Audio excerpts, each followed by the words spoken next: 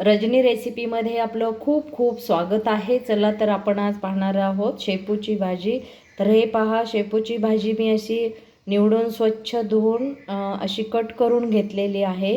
त्याच्यासाठी लागणारं जास्त काही साहित्य लागत नाही आहे, पण हे पहा मी असं जाडसर कूट करून घेतलेला आहे शेंगदाण्याचा। जाडसर असा ओली मिरची बारीक करून घेतलेली आहे आणि ठेचून असा लसूण घेतलेला आहे। आणि हे पहा मी अशी मूग डाळ अशी भिजवून घेतलेली आहे। चला तर आपण फोडणी देऊया। कढई मी गॅसवरती ठेवलेली आहे, तर त्याच्यामध्ये तेल आपलं कढई आपली गरम झालेली आहे, तर त्याच्यामध्ये आपण फोडणीसाठी तेल ओतणार आहोत। शेपूच्या भाजीमध्ये तुम्ही भोपळ्याची पानं घातली तरी चालतात, पण मी घातलेली नाही आहेत। मी अशी शेपू फ्रेश करणार आहे। तेल आपलं गरम झालेलं आहे, तर त्याच्यामध्ये मी आता लसूण ठेचून घेतलेला घालणार आहे। तर हे पहा, याला जिरे आणि मोहरी घालायची गरज नसते। तर आता लसूण आपला थोडासा लालसर झाला की त्याच्यामध्येच मी ओली मिरचीही घालून घेणार आहे। छान अशी ओली मिरची ही आपल्याला त्याच्यामध्येच परतून घ्यायची आहे। छान आपली मिरची अशी परतून झालेली आहे, तर हा शेपू मी आता त्याच्यामध्ये घालून घेते।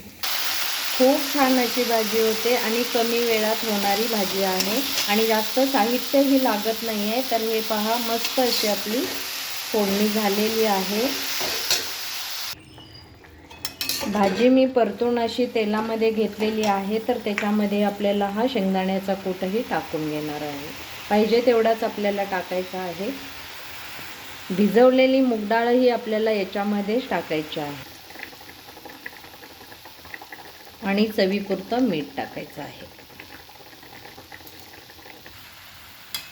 त्याच्यामध्ये पाणी ओतायची गरज नाही, तर मिठाच्या पाण्यामध्येच ही भाजी शिजते। खूप छान अशी होते, एकदा नक्की करून पहा।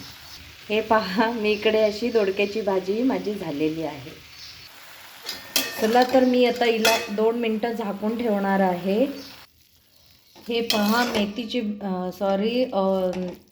शेपूची भाजी आपली अशी तयार झालेली आहे।